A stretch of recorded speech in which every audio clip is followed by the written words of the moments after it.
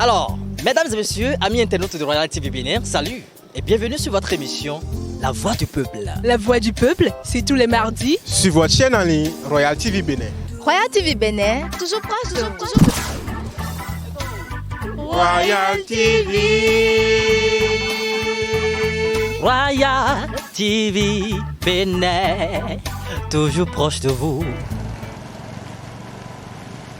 Doit-on obligatoirement avoir une situation financièrement stable avant de se marier? C'est le sujet auquel nous nous sommes intéressés dans ce nouveau numéro de votre émission La Voix du Peuple.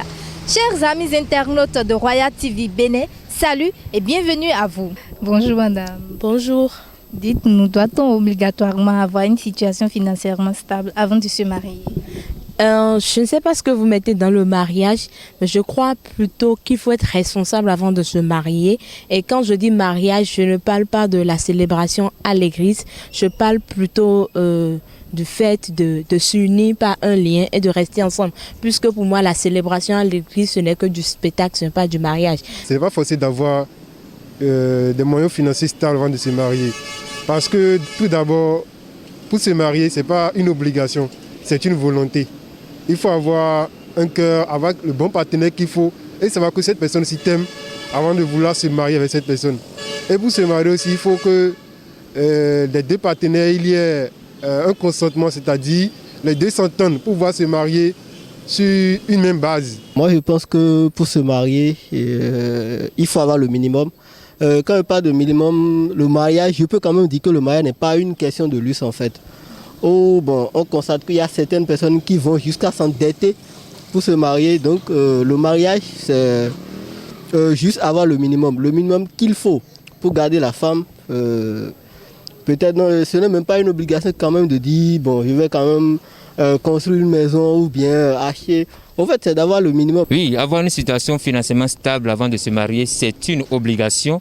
Parce que lorsque vous vous mariez, ça fait déjà deux charges. Vous avez vous-même d'abord et ensuite la femme. Si vous n'êtes pas financièrement bon, ça va tellement jouer sur vous parce que la femme ne peut pas venir pour manger de n'importe quoi, pour manger du gari ou bien ce que vous mangez. Bon, je dirais oui. Pourquoi? Parce que, disons que quelqu'un qui n'a pas une vie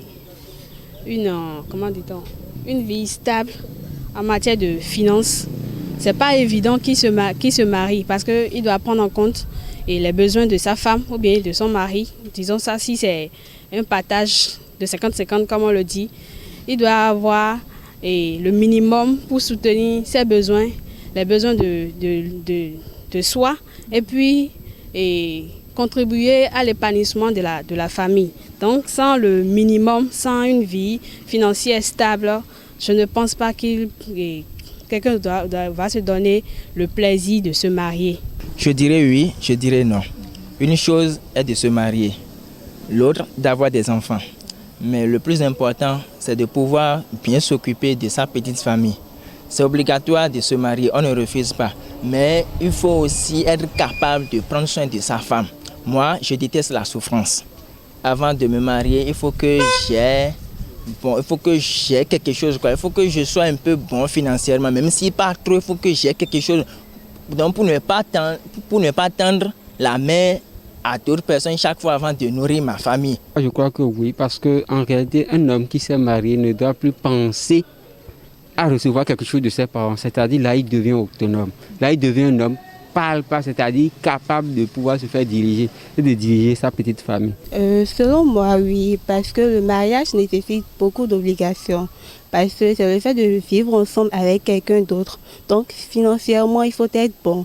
On ne peut pas se mettre en couple sans avoir le minimum nécessaire pour pouvoir subvenir aux besoins. Il faut se marier en fonction des moyens qu'on a. Donc on n'a pas besoin d'avoir tous les biens de ce monde, tous les matériels, toute une richesse avant de dire qu'il faut se marier. Car d'abord même, l'amour n'est pas matériel. Si l'amour se base déjà sur le matériel, même si tu as tout ce qu'il faut, la richesse, tout le bien qu'il faut de ce monde, mais si tu te maries, à la longue, il a toujours quelque chose qui cloche, quoi. Donc le mieux, il ne faut pas forcément attendre avoir un bien super élevé, genre, c'est-à-dire des moyens qui sont avant de dire qu'il faut se marier. C'est le cœur qui parle et c'est la volonté aussi qui décide. Le minimum dont moi je parle, c'est que quand la femme elle est malade, tu peux quand même l'amener à l'hôpital, la soigner sans pour autant dépendre de qui que ce soit en fait. Donc le minimum, se nourrir, se vêtir, en tout cas les besoins essentiels pour la famille. Par exemple, nous qui allons nous marier à plusieurs femmes, c'est très très important d'avoir un peu d'argent. Moi, avoir d'argent là, c'est très important pour moi. Il faut que j'ai... Bon, moi j'envisage, il faut que j'ai même beaucoup d'argent pour pouvoir bien nourrir les enfants et donc sortir avec de jolies voitures, tout ça. Quoi. Moi je veux avoir beaucoup de femmes, donc pour moi il faut que j'ai beaucoup d'argent. Là, ça c'est moi ça quoi. Et je me bats pour l'avoir vraiment, je travaille donc. Avant de me marier, je dois avoir d'argent et beaucoup d'argent derrière. Ce n'est pas bon de souffrir. Moi, je déteste la souffrance. Quelqu'un qui n'a pas une vie financièrement stable, disons si la personne a 45 ans, 50 ans et que l'âge évolue et qu'il n'a pas encore une vie stable financièrement, il ne peut que se marier sans prendre en compte et cette partie de lui-même. Donc la personne doit avoir au moins le minimum pour se marier. Quand l'on constate par exemple au Bénin ici, ou bien en majorité, les jeunes filles d'aujourd'hui, ce qu'ils veulent c'est quoi? C'est avoir quand même les moyens nécessaires, c'est-à-dire être avec un homme qui a les moyens nécessaires. Parce qu'on a dit, les gens n'aiment pas, demain sera bon là, non, ils n'aiment pas trop ça, mais plutôt chercher quelqu'un qui a les moyens, le peu qu'il faut pour quand même rester avec la personne. Il serait mieux d'avoir une assise avant de pouvoir se marier. Si vous êtes célibataire, ça peut se comprendre. Si vous trouvez, vous mangez. Si vous ne trouvez pas, vous dormez comme ça. Mais quand la femme est là, vous êtes obligatoirement dans l'obligation de la satisfaire d'abord avant de penser à vous. Et quand vous l'enceintez encore, ça fait encore 3 charges. Vous voyez, donc il est obligatoirement, il est nécessaire d'être financièrement stable avant de se marier. Parce que le mariage, c'est sacré et on ne badine pas avec ça. Je crois en parallèle à ça qu'il faut être responsable. Il faut quand même avoir un objectif à atteindre, il faut avoir des projets de vie et il faut être vraiment responsable avant de s'engager dans le mariage. C'est la fin de cette émission. Merci de nous avoir suivis. Mais n'oubliez pas de respecter les gestes barrières pour limiter la propagation de la Covid-19. Au revoir.